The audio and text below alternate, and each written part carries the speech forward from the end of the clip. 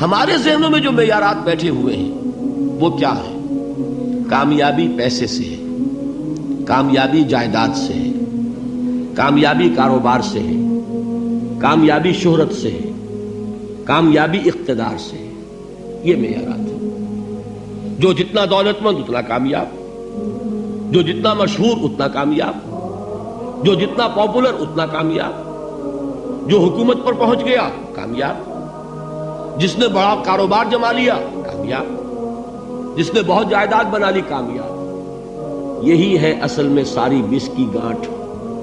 جو تصور کامیابی کا ہوگا اسی کے مطابق آپ کی بھاگ دوڑ ہوگی، اسی کے لیے جد و جہد ہوگی، اسی کے لیے توانائیاں صرف ہوں گی، اسی کے لیے دن رات کی مشقت ہوگی. یہ ہے اصل شے جس کی یہاں نفی ہو رہی ہے. کامیابی دولت سے نہیں، کامیابی شہرت سے نہیں، کامیابی اقتدار اور طاقت اور حکومت سے نہیں، بلکہ کامیابی ہے ایمان سے، عمل صالح سے، تواصی بالحق سے، تواصی بالصبر سے. آپ غور کیجئے اس نقطہ نظر کا، اس ایٹیچیوڈ کا، یہ جو مینٹل ایٹیچیوڈ ہے اس کا بدل جانا ہی انسانی شخصیت کے اندر انقلاب برپا کرے گا. اب آپ کا نتیجہ کیا نکلا؟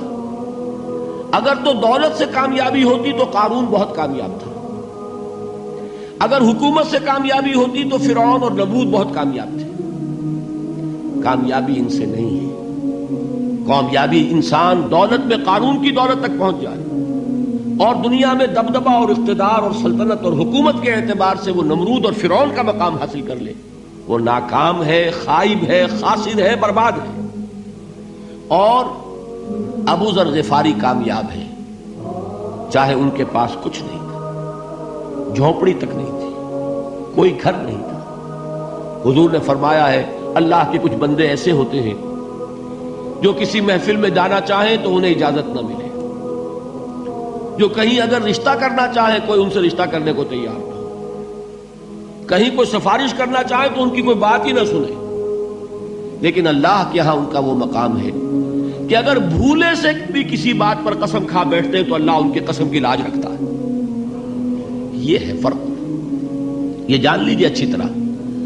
اس بات کا مان لینا آسان، اس پر سبحان اللہ کہنا آسان، لیکن اس کے مطابق آپ کے اپنے ذہن کا بدل جانا بہت مشکل. اس لیے کہ ہم متاثر ہوتے ہیں اپنے ماحول سے.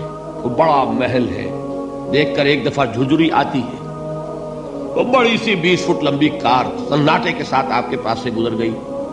ایک دفعہ اعصاب کے اندر ارتعاش ہوتا ہے، محسوس ہوتا ہے بڑے یہ نصیبے والے لوگ ہیں، بڑے خوش نصیب، بڑے کامیاب.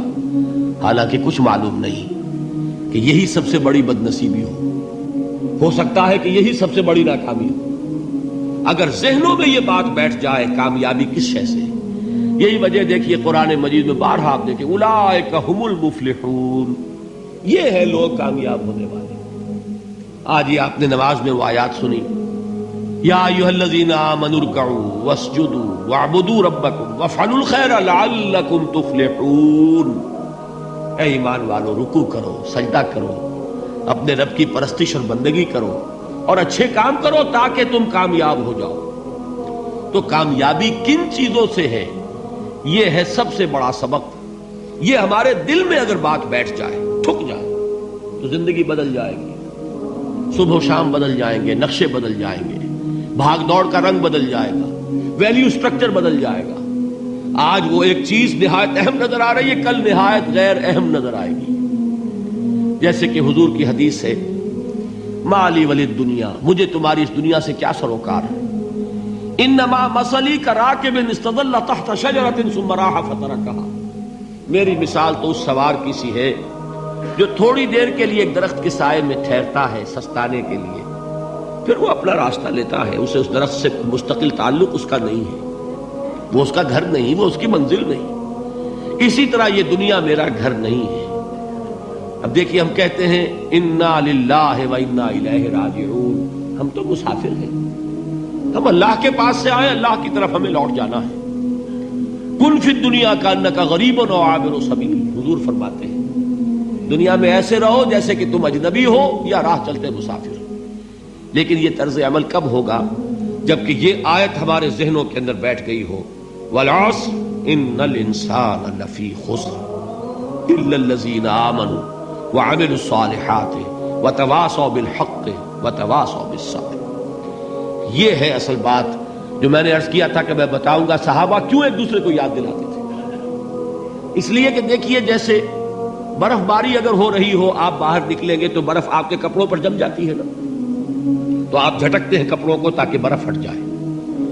ہمارے ایمان پر اس دنیا میں رہتے ہوئے جب ہم متاثر ہوتے ہیں ماحول سے تو گردہ آ جاتا ہے، برف پڑ جاتی ہے، اس کو جھٹکتے رہنے کی ضرورت ہے. اور وہ جھٹکنے کی بہترین اور مؤثر ترین شکل یہی ہے کہ یاد رکھو کامیابی ان چیزوں سے نہیں ہے. چمک دمک جو ہے دنیا کی، یہ ساری چمک دمک جو تمہیں رجھا رہی ہے، جو تمہیں اپنے اندر گم کیے ہوئے.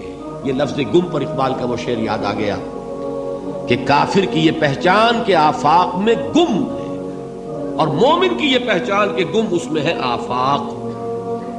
تم گم نہ ہو کر رہ جاؤ، اس میں مبہوت نہ ہو کر رہ جاؤ، مرعوب نہ ہو کر رہ جاؤ. دنیا ہی کی محبت تمہارے اوپر ڈیرے نہ ڈال دے، تمہارے دلوں کے اوپر مسلط نہ ہو جائے.